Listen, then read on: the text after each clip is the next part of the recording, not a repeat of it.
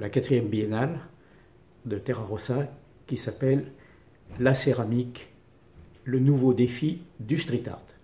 Nous avons choisi pour eux d'aller dans le meilleur atelier de céramique français, qui est la Tuilerie de Trégny, qui a fait Zaouki, qui a fait Cruz-Diez, qui a fait Corneille. Tous ces gens ont été fabriqués dans cet endroit. Donc on leur a donné un outil merveilleux, mais sans connaître d'avance le résultat. Si l'on prend par exemple, prenons par exemple Le Valet, qui est un jeune qui monte, il a fait des vases avec des fleurs qui sont extraordinaires. Speedy Graffito a fait une planche de skate, donc c'était une chose qu'on n'attendait absolument pas.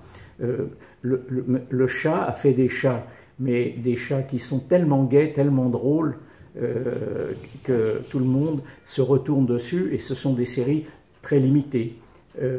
Mystique a fait un cube. Donc chaque artiste, on retrouve sa patte de plasticien.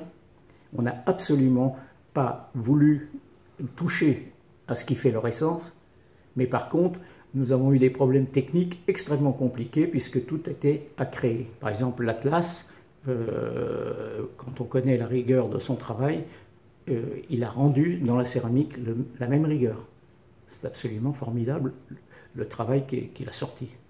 Volcker nous a fait 2 plaques qui sont superbes, une argent et l'autre or. Donc vous voyez tout de suite les problèmes techniques à nouveau qu'on a rencontrés sur les couleurs. On a rencontré des problèmes de colorisation extrêmement compliqués, mais la chance que nous avons, c'est que le directeur de l'atelier, M. Jean-Marie Foubert, est un grand chimiste. Parce que la céramique à haut niveau, la céramique d'art, parce qu'évidemment il ne faut pas confondre avec la céramique industrielle, est une céramique qui demande un contrôle technique très fort. Nous, c'est une céramique d'artiste. Donc s'il y a par exemple besoin de faire un angle ou de faire un coin difficile, il sera fragile. Par exemple, le chat, il a une queue qui tourne, et bien là c'est évident que si vous tapez dessus, la queue va partir.